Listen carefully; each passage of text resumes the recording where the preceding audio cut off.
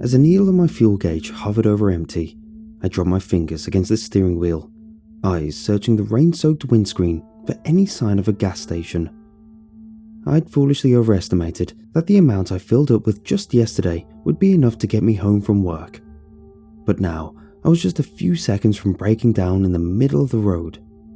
And, following that pattern of great wisdom, I stayed through that meeting at work, even though every cell in me was screaming to return to the comfort of home. Judging by the houses whose boarded up exteriors were scrawled over with crude graffiti and the few figures that hovered, half hidden in the shadowy corners of the streets, just out of peripheral vision, this was not the kind of place anyone wanted to break down in. Just then, a familiar bright, shell-shaped yellow and red neon logo smeared into my view, and my heart leapt in relief. As my eyes adjusted to the sudden glow, I saw that the filling stations there were occupied, just enough for me to fill up and leave as quickly as possible. As I disembarked from the car, the hairs on my forearms prickled upwards. I tried to dismiss it as the night chill, as my own breath ghosted up as a vaporous cloud, but the stiffness in my spine remained. It was the kind you only got when you knew you were being watched.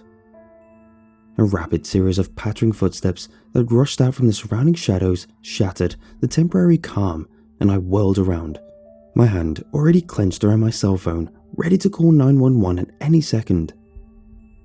Instead of the glint of a pocket knife or any other threat that I'd imagined, there stood the friendliest looking golden retriever I'd ever seen. Its coat was a sandy golden colour that shone under the flickering lights. It stood there, pink tongue lolling out of his mouth and long tail swaying in the air. Its dark eyes sparkled up at me as if it had been waiting for me. It was enough to destabilise my body from the panic mode it had been plunged into. Before I knew it, I was half kneeling, my hand extended out towards it. The dog rushed into my touch, burying its head in the palm of my hand with a happy whine, as if it was the first time it had ever been touched with love in its life. As I scratched the space between its ears, I thought back to my own dog, Cooper. I had practically spent half my life with him. He had been my parents' dog when I was born. There were still baby photos of him curled around me as I tried to catch his tail. As I'd learned to walk, he'd bound along beside me, making sure I didn't fall over. He'd been my partner in crime. He'd raced with me on my bike through the neighbourhood, stayed up with me long past when I should have been asleep watching horror movies, where he'd always bark at the screen and just be there to lap up my tears whenever I'd had a bad day.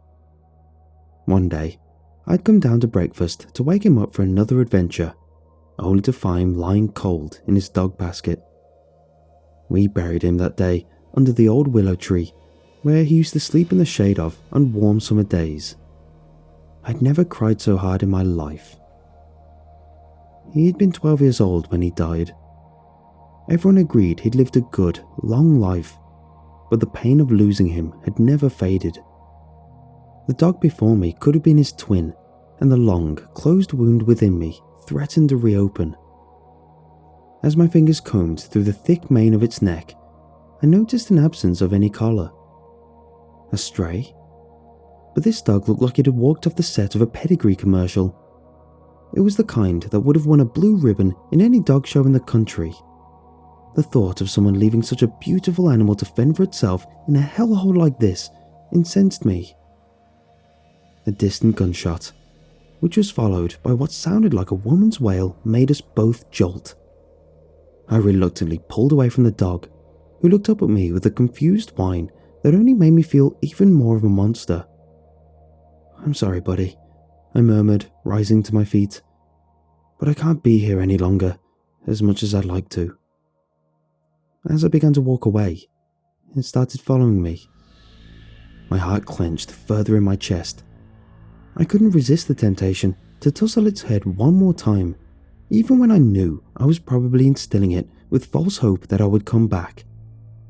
Even when I walked through the automatic sliding door, I saw that shimmering golden shape sitting by the pumps, just waiting for me to return. As expected, On a night like this, the store was almost completely empty, barring the dour-faced employee behind the plexiglass shielded counter and the chalk-faced tweaker lurching over by the magazines.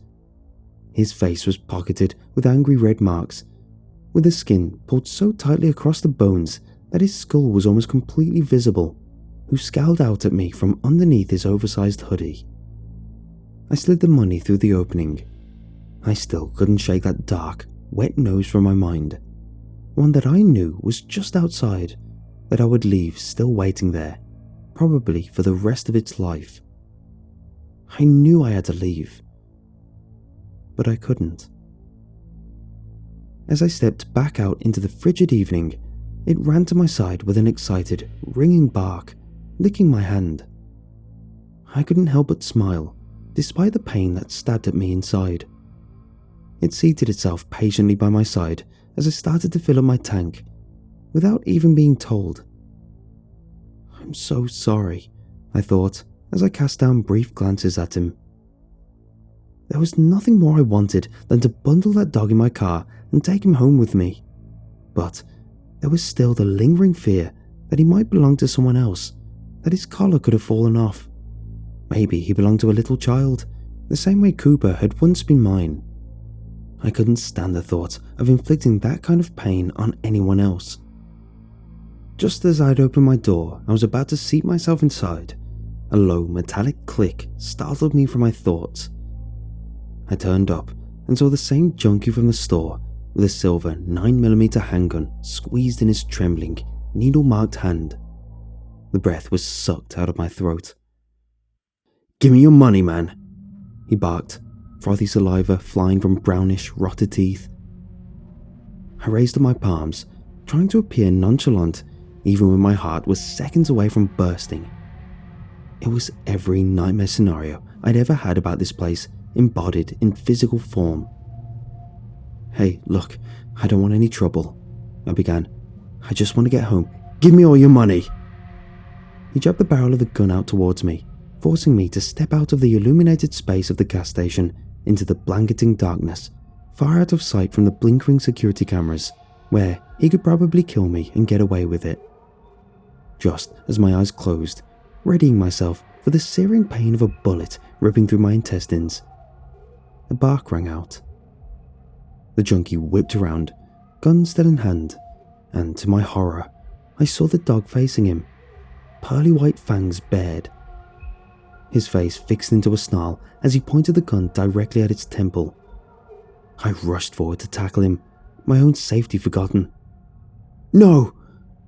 But before he could fire, the dog's head snapped back as if its neck had been broken by an invisible force, growls becoming deeper, until they sounded like nothing that had ever walked this planet before. Its small body writhed, skin rippling like it was being inflated with air. Both my would-be assailant and I stared, too terrified yet mesmerized to tear our eyes away from the sight. Its jaws unhinged open like a boa constrictor's, stretching wider and wider until the skin around its mouth looked ready to tear. We watched as a fleshy, red, throbbing pillar of flesh began to merge out from the dog's exposed esophagus, lined with webbing. It seemed to expand before our very eyes, until it was bigger than the body of the creature it emerged from. I'd have to estimate it to be at least 6 feet in length.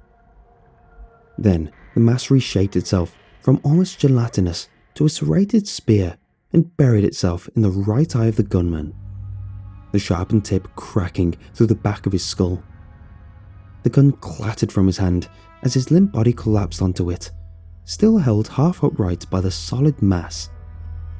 Just as quickly as it had emerged, it retreated into the dog's throat, who swallowed it down and got back onto all 4 paws like nothing ever happened, though its sandy coat was smeared with red arterial spray.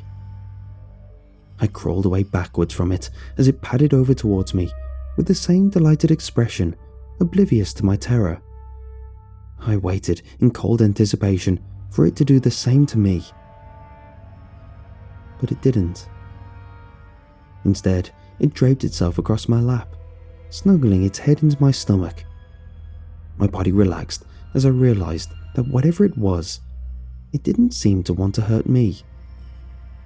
It had just saved my life.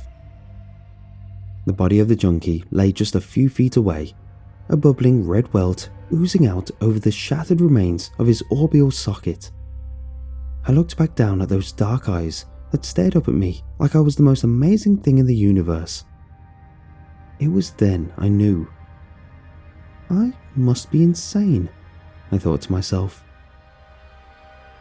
It sat in the front seat next to me, head hanging out of the half-open window. A chalky string of saliva hung from its open jaws, having the time of its life. It howled along to the country music droning out from the station that I'd randomly switched it to. To any outside watchers, we were just a man and his dog out on the road. Except we weren't. I still had no idea what I had invited into my life, what walked around in the form of a dog whose shiny coat was still dotted with spray droplets of blood, even after being soaked and dried off. But somehow, I felt like I wasn't going to regret it. I expected most of my neighbours to have been in bed by the time my car rolled into the garage, but much to my surprise, I saw my elderly neighbour, Mrs. Kim, shuffle up on her porch, struggling with her bags of delivered groceries. She was a plump, jovial woman in her mid-60s who entertained me with stories about her grandchildren, 2 of whom were in medical school now. She peered at me over the fence. "You're home late," she remarked. "Long day?" I let out a dry laugh as I massaged the back of my neck. "You have no idea." Her face suddenly lit up, letting out a high-pitched squeal as she clapped her hands, her fallen grocery bags forgotten. The dog jumped over the gate and started licking her as she cooed. A brief panic flared within me, only to simmer when I didn't see any signs of hostility. "Oh, he's adorable. Where did you find him?"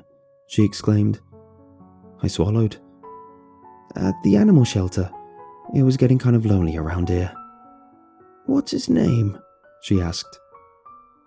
Cooper," I blurted out. I said it without thinking, eager to get inside and avoid any suspicions.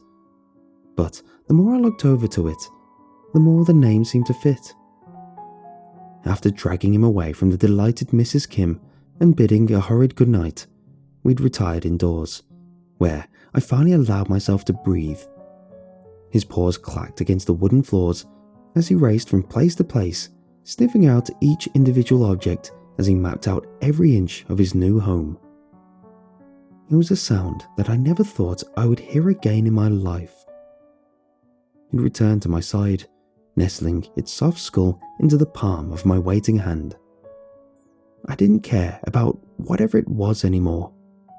I just wanted it to be near. "Good dog," I murmured. "Good dog."